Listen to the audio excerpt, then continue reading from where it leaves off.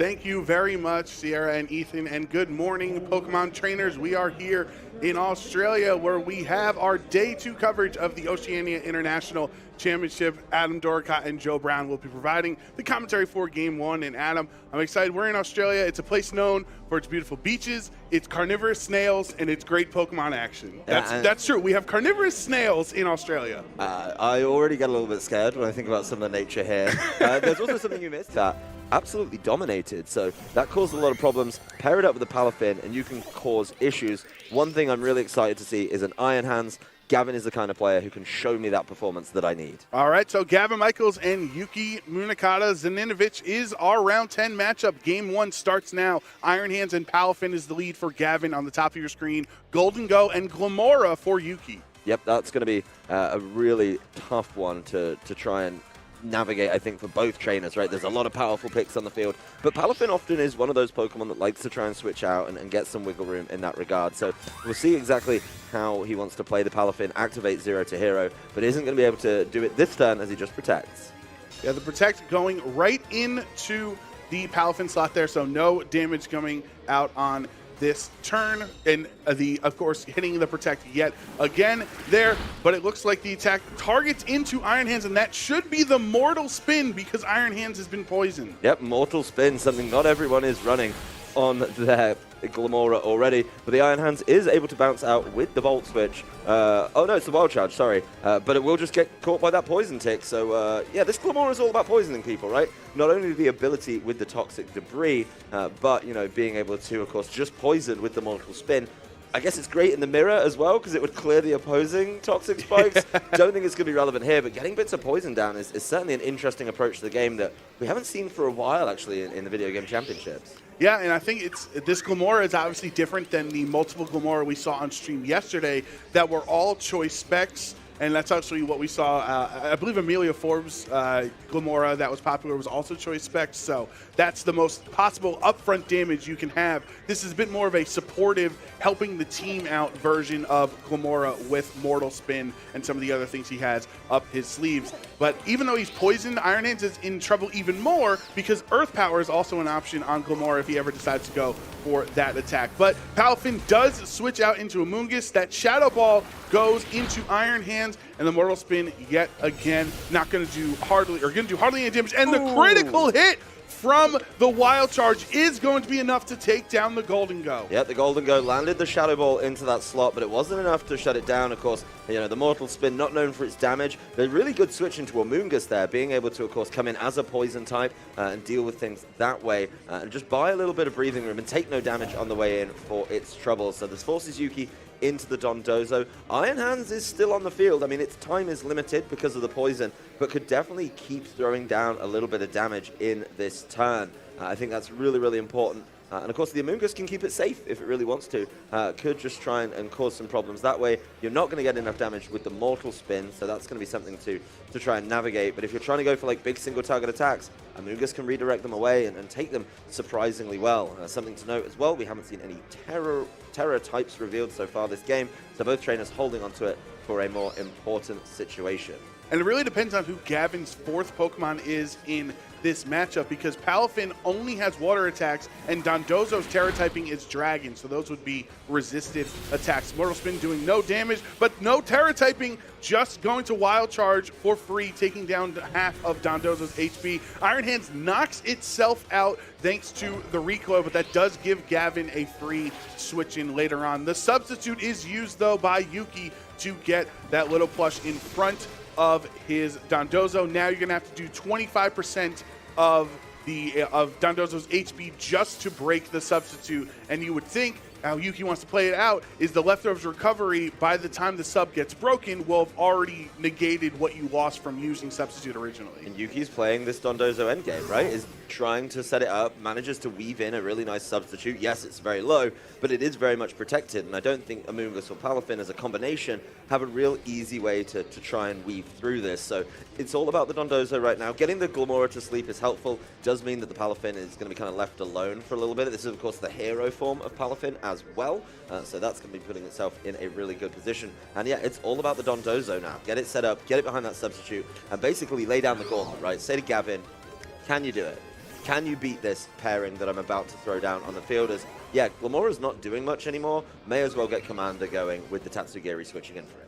And especially since Gamora would be weak to those water attacks if Palafin ever wanted to try to target it down, that Tatsugiri is going to activate its commander and boost all of Dondozo's stats by 2 stages. So now it's going to be even more difficult to break through. And with Palafin, like we just mentioned, it only has access to water attacks. It is going to be stronger, though, thanks to the use of Terra Water on this turn. So he's going to have a boost to his same type attack bonus attacks because he is already a water type. That's the benefit of using a type or a Terrestrialization for a type you already have compared to switching it to something differently like the Dondozo has here into this Dragon. Kind of a turn too late since Iron Hands was able to get so much damage off while Dondozo was a water type in that previous attack. It's already very low, so Yuki's going to need to recover a lot of HP with that leftovers. And now that animation shows he's using Order Up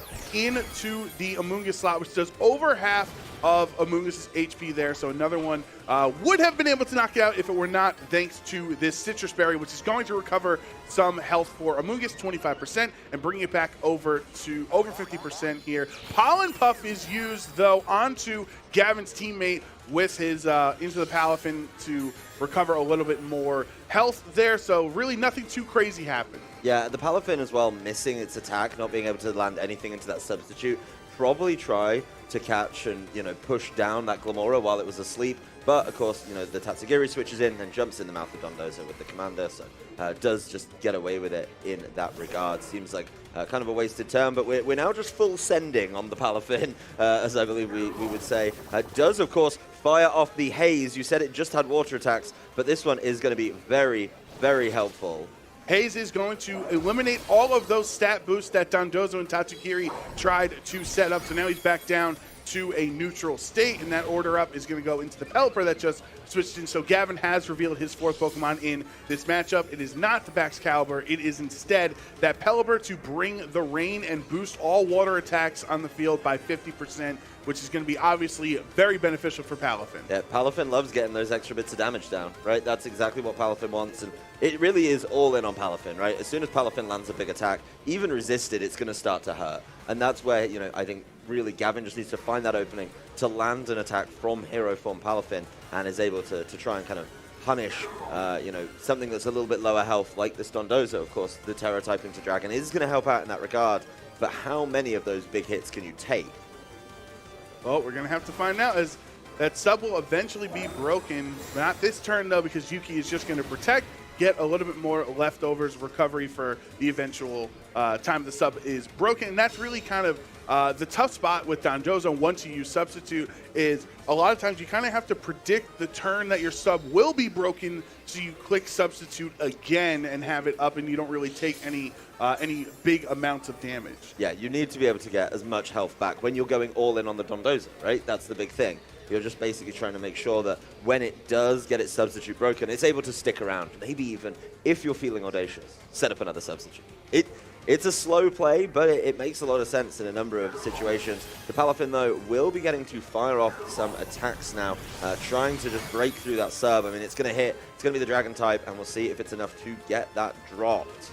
It doesn't look like right there. Yeah, I think the substitute is still intact, so it was not enough damage since he's a dragon. Nope. He's a dragon type there. Oh, actually, no, it did break the sub. Excuse me there. Yep. I didn't see it through the animation. So that Hurricane did bring it down very low. One more hit. Looks like it could potentially be enough to knock out the Dondozo. Yep. I think one more hit, even with a little bit of leftovers recovery worked in there, is going to be a problem. Oh, no, the Dondozo is going down. It does, of course, take the recoil. From Wave Crash. Yeah, it wave crashes and goes down. So it's now just Glamora and Tatsugiri. Of course, the Glamora is sleeping against this Palafin and Amoonguss. So Amoonguss, all it needs to do right now is try and buy a little bit of wiggle room. Of course, not going to be the easiest knockout onto some of these options, but as long as you just connect things correctly, I think you'll be in a good position. Tatsugiri does 4 times resist Palafin's water attacks, but he does have the Terra, and the rain is up, so that should help a little bit there, and it's not like Tatsugiri are really trained to be generally bulky, since it's usually a choice scarf, which is what Yuki has in this matchup. So it's not like it's gonna, even though it is a strong resist, it's not gonna be too defensively bulky. Well, as well, the Tatsugiri with the choice scarf, yes, it could fire off an attack. You need to take this Palafin down, right? But Amoonguss says no. Amoonguss can just try and, cause issues that way and redirect it. You could fire off on the spread moves, the Muddy Water and Icy Wind that it has access to, but I don't know if those are going to be enough. It's going to be a sleep turn there, as Palafin, though, is just ready to go, taking out the Glamora. Yeah, one-hit KO. That is the power of our hero Palafin at this point in the game. Pelipper has been knocked out, though, so the rain, once it goes away, will not be able to be set up again. But that Draco does go into Palafin's, going to lower his special attack, but not be enough for the KO. And now Amoonguss puts the Tatsugiri to sleep, thanks to the Spore there. So that could have been a really risky turn from Gavin if that got a crit on Draco. Yeah, I mean, I was a little bit surprised that he didn't just leave the Glamora alone for that turn and just go after the Tatsugiri, but it makes sense. Get it to sleep and plan things out a little bit better. Let's see. Obviously, yeah, 4 times resist. It's going to take some work, so probably did need the sleep turns overall. But, this is going to be a little bit of extra damage coming through from the... Oh, Amoonguss is actually pollen puffing to the side. I think that's the right play. The pollen puff towards your Palafin to increase its HP, because now the next Draco Meteor is going to have -2 special attack from Tatsugiri, so it's actually going to be doing less damage. And I think Yuki can kind of see the writing on the wall, and Gavin Michaels and his Palafin are going to be able to break through Dondozo here in Game 1. That Palafin was just absolutely tearing it up, right? Being able to put down that pressure, got in, got out, came back as the hero form, and then just started to take KOs and put down big chunks of damage, even into a team that, on paper, resists it really well. The Dragon Terror from Dondozo, of course, the natural typing of Tatsugiri as well, just being able to resist that, doesn't matter. He's just so strong, he's able to fire on attacks, fire out big hits and start causing those problems.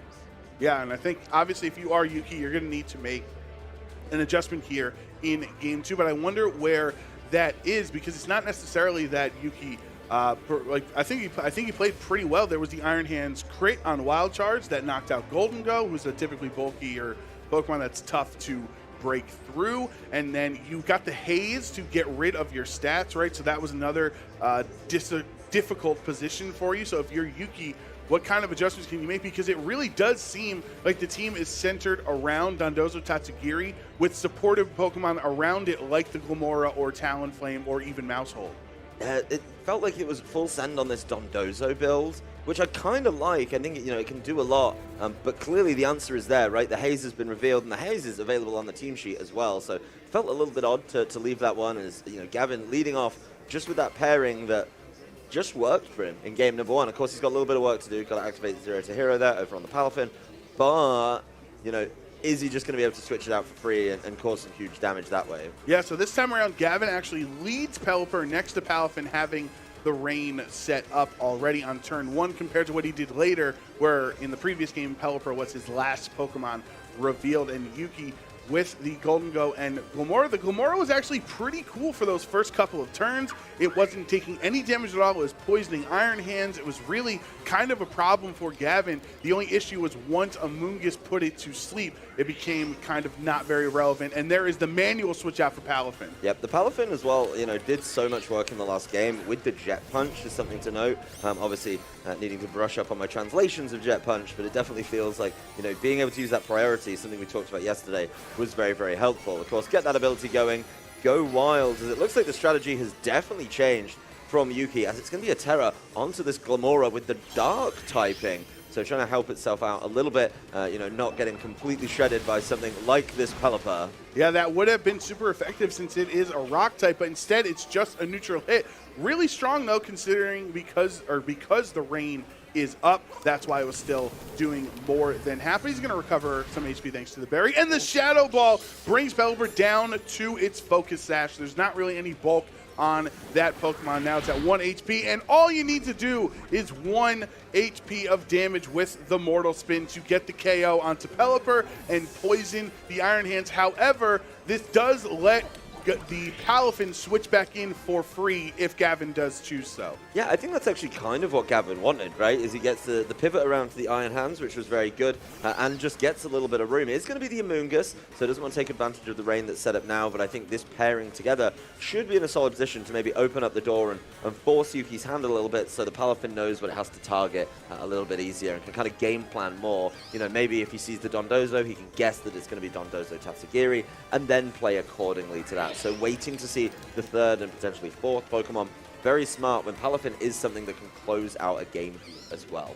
Yeah, and the Iron Hands does have close combat, right? So this Dark Terra Glamora is not necessarily too safe sitting in front of Iron Hands. That's something that Yuki is going to definitely have to worry about on these turns. Sure, he has access to Fake Out if he wants, but you can catch your opponent off guard if you don't go for the Fake Out, and it looks like he did not opt for Fake Out in this spot. Shadow Ball is not doing too much damage since he's in Salt Vest. That is Earth Valor, super effective as well, but not enough. So Iron Hands takes both hits from his opponents and is going to Volt Switch to safety to let that Palafin in, and you know it's not going to take any damage. No, it's not going to take any damage, as both of the Pokemon on Yuki's side have already attacked and didn't get that knockout.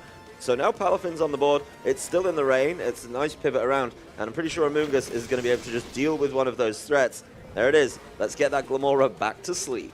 Yeah, just like it was in Game 1. Once Glamora was put to sleep, it really became somewhat of a non-factor in the matchup. Since Glamora had already attacked this previous turn, though, before it was bored, it is going to be forced to stay asleep this turn. Yeah, and we can see as well that Yuki does have that Dondozo Tatsugiri combination ready to go in the back. So, you know, this Palafin is able to just start really throwing down that damage nice and early, see if he can cause some problems as the Golden Go. Probably not feeling too safe right now, but Palafin's attacking options, you know, are single target. You got to see, will this be a safe switch? Oh, it's just the double switch. Okay, right into the combination. This is where targeting gets really, really important, because if you target the slot where the Tatsugiri is, Tatsugiri jumps away, that's a wasted turn for you. Right. Yeah, it's one of those odd interactions in Scarlet and Violet that are kind of different than how other switch out works, as Tatsugiri becomes, you know, somewhat untargetable. So if you were to target into that slot, you're actually not going to do any damage. And with the fist bumps, it looks like that is exactly what happened. So Dondozo is able to switch in with Commander, getting it set up without taking damage. Yeah, no damage done there, but of course the Palafin still has access to Haze, which is something we saw in the last game as well. So, you know, all of those boosts could be kind of dealt with pretty promptly. And of course, you know, you're asking a lot.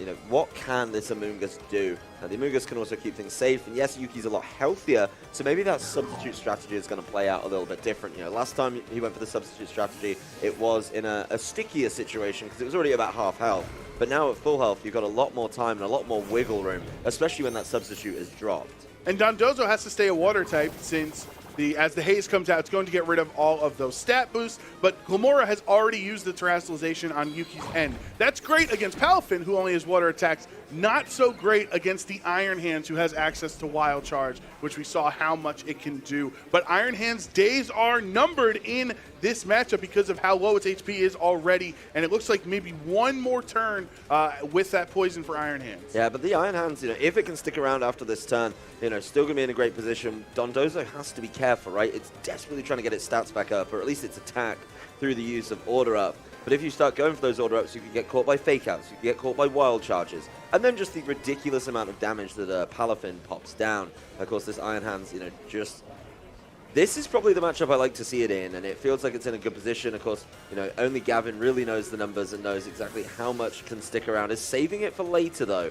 Get that Amoongus back in, maybe try and, you know, draw some attacks away, potentially, moving forward. But also got use of the Regenerator. Looks like we're going all in on Palafin once again. Yeah, the Iron Hands is going to be saved for later for that one last turn, either Fake Out Pressure or a strong Wild Charge into Dondozo, or even, say, the close combat into Glamora later on when that is forced to come back onto the field. But Gavin is going to Terra his Palafin yet again to have this boost. While the rain is up, you might as well take advantage of it. And that is resisted damage from Palafin, doing over 60% into Dondozo. This Order Up, even with a critical hit, That's why Haze is so important. Everybody needs Dondozo answers, and Gavin has shown you his.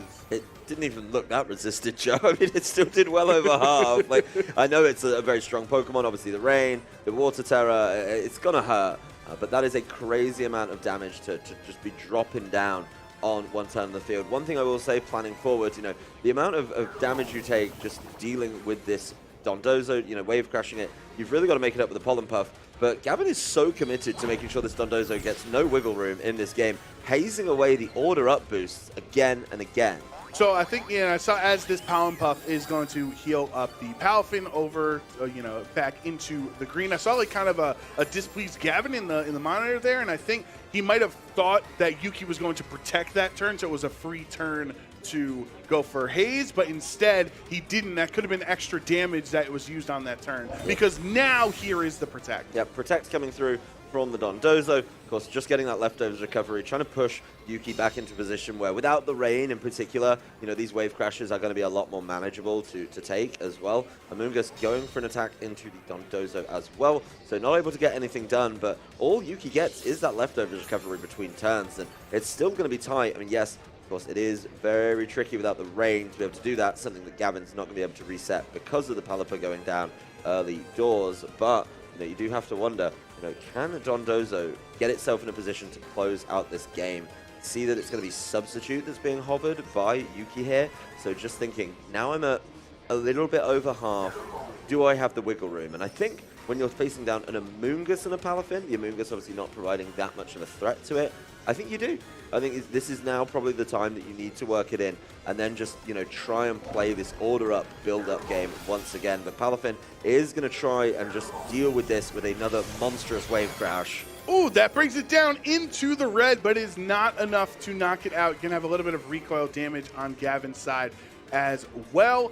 But because it's going to be a fail sub. It looked like he went for Substitute. Yep, so it failed because he was under 25% of his HP remaining. Substitute cost you at least 25% of your remaining HP there. So, and on top of that, you're put to sleep by Amoonguss as well. That is an absolutely brutal turn, not being able to get that Substitute up. It looked like, without the Rain, it may be a little bit closer, but still not there. The sub just wasn't able to work out. And then the Amoonguss punishes you for it, right? That's a really great turn from Gavin, where he says, okay, try to Substitute, I dare you. Because Gavin could have kind of took his foot off the gas a little bit, right? He started hazing. As soon as those order up bonuses came through, he started to haze and deal with them that way. So Yuki was like, all right, while you haze, I'll sub, that's fine, we can build from there. But no, Wave Crash just keeps on coming through. And I like the play from Gavin as well to kind of keep pushing the pressure on this Dondozo, because at the end of the day, yes, you do need to work in the Pollen Puffs. You do need to make sure that this Palafin is nice and healthy and can keep wave crashing over and over and over again. But this is absolutely a free turn to be able to do it. There is going to be the attempted Protect. Don't think it's going to matter, though. You have to take that turn asleep. But Palafin's going to be able to polish it off right now. And that is the KO. Dondozo is down yet again. Now Tatsugiri is going to pop out of that slot there. The question is, what does Amoonguss go for? And it is the Spore! He called that would be enough damage. We saw how strong the Water Terror wave crashes were into Dondozo. So Tatsugiri gets popped out and immediately put to sleep. Yeah, I think that's a fantastic play there from Gavin. That's why I'm excited to see somebody understand the exact mechanic, right? That once the Dondozo's gone, the Tatsugiri's getting bounced out, and then you can punish it immediately, because it can't do anything on that turn. It's just sat on the field and not able to play the game. So really nicely done from Gavin there. I haven't seen enough players kind of take advantage of that yet, and so I think that's kind of a really good mastery of the game. But Palafin now, facing down some more offensive threats and a sleeping Tatsugiri, does have to be careful, as those wave crashes are going to keep adding up. And of course, there is a very large amount of damage that this Golden Go can do, which, we'll be trying to save it for later by the looks of things. Yeah, Golden Go actually switching out right as it comes in, trying to bait Gavin into targeting that attack where he doesn't feel the Glamora is as valuable in this matchup as Golden Go will be. Rage Powder would redirect an attack away, but because obviously they're put to sleep, no attacks are going to be coming onto Gavin's side. So it's all up to Palafin on this turn. He's going to have the only attack that looks like it's going into the Glamora, which will be another KO. And now Yuki is down to his final two Pokemon. The Toxic Debris will activate, but it's not really going to matter. This Iron Hands is at like 5 HP anyway, and Amoonguss is a poison type. Yeah, I mean, the Amoonguss doesn't care. Iron Hands is already poisoned as well. And that's just another great turn. I think it was very smart. Obviously, you know, you need to weave in a Pollen Puff if you want Palafin to close the game. But, you know, your options are really limited with this Golden Go, and it has to make a choice. You know that it's got the choice specs available. Make it rain, not going to be great against the Palafin. But then you've got the access to the Shadow Ball. Okay, that's going to get redirected. And so is the Power Gem as well. So Amoonguss can keep things safe. Yuki looks like he's waiting for this Tatsugiri to wake up and start causing problems. So let's see how the turn shakes out. No, Tatsugiri does not wake up for Yuki, and obviously very displeased with that because he would have liked to have his potential Draco Meteor go into that slot or whatever attack. He did click into Amoonguss, but that is the third knockout of the game for Palafin. And as long as Amoonguss can keep Palafin healthy, he kind of has more than 100% HP with all the Pollen Puffs. He's kind of had like 230% HP in this matchup because he's been healed so much. Well, I mean, there is kind of a sticky situation, right? Is you have to Jet Punch. Otherwise, if the Tatsugiri wakes up, you know, it could just to catch you there. But it looks like, you know, he's just going to be able to keep on going. Yeah, there's the Jet Punch. Doesn't get as much damage down. Let's see what happens when Tatsugiri wakes up. You know, if it does, it is able to wake up and land a Muddy Water. Oh, but Not the Muddy Water enough. does not claim the KO on to Palafin. He just barely hangs on, so you can stick around for one more attack next turn, and there are no accuracy drops as well. So now he is choice locked into the Muddy Water. It's the right choice. You have to go spread move, otherwise you're just going to get caught by Follow Me all the time. You know, you have to lock in because of the choice Scarf that it has access to. But, you know, you're kind of fishing for it with the Muddy Water, just trying to get those accuracy drops to come through. It's not going to be very effective either, and that's going to be a massive problem. But Amoonguss doesn't care. No accuracy drop. Easy Spore right there. Yeah, he's not going to turn Spore into Sleep Powder in that spot. He's actually going to be 100% accurate Spore, which is why Amoonguss is so viable and so strong throughout its entire history in VGC. So now you have this safe turn to attack the Tatsugiri for a little bit of damage, and knowing that the Amoonguss can Pollen Puff it back up because Tatsugiri cannot attack. Yeah, Tatsugiri can do nothing. Amoonguss can keep it safe. In next turn, you can stop Jet Punching. You have to Jet Punch now, or else the recall is going to knock you out. So being able to just stick there with the you know, the Jet Punch, get a little bit of extra damage down, certainly not the easiest. But right now, the game is just on lock for Gavin Michaels, being able to take down a top competitor. It is an early wake-up, but Muddy Water's not really the way to go. There's an accuracy drop, Joe. Is it coming? Is it happening? Are we going to get 6 accuracy drops in a row? The answer is no.